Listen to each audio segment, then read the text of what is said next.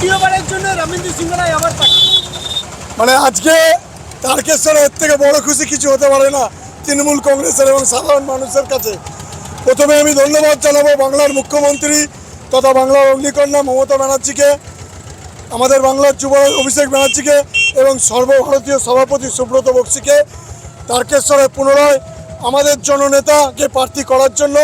কারণ তারকেশ্বরে এই 5 বছরে যা উন্নয়ন করেছে উনি, এবং সব থেকে প্রতিটা মানুষের সাথে যেভাবে 365 দিন দাঁড়িয়েছে, মানে তৃণমূল কংগ্রেস যতদিন থাকবে ততদিন তারকেশ্বরে যেন রবীন্দ্র সিং রায়ের মতো প্রার্থী হয় এবং রবীন্দ্র সিং রায় যেন প্রার্থী হয়, এটা মমতা ব্যানার্জির কাছে আমরা আবদার রাখবো। এবং আজকে একটা খুশির দিন। আমি বলতে চাই যে যেই দাঁড়াক না কেন, আমি কোনো নাম বলছি না, তাকে তারকেশ্বরে তার জামানত জব্দ হবে। এবং আপনাদের মিডিয়া চ্যানেলে বলে দিলাম আমি যে তারকেশ্বর 30,000 ভোটে লিড দেবো আমরা। রবীন্দ্র সিং রায় জয়লাভ করবে।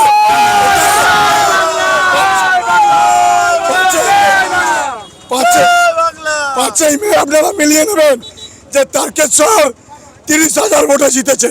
আমরা ওদের মতো 50,000 1 লাখ ভোটে বলবো না। আমরা যেটা বলবো যে রবীন্দ্র সিং রায় তারকেশ্বর বিধানসভা থেকে 30,000 ভোটে জয়লাভ করবে। এবং আমাদের তারকেশ্বরের নেতা, আমাদের জননেতা, এই জেলার প্রেসিডেন্ট, আপনারা দেখবেন উনি তারকেশ্বরের সাথে সাথে এই 4টে যে বিধানসভা আছে 4টে জিতিয়ে দিদিকে উপহার দেবে। জয় বাংলা, জয় বাংলা।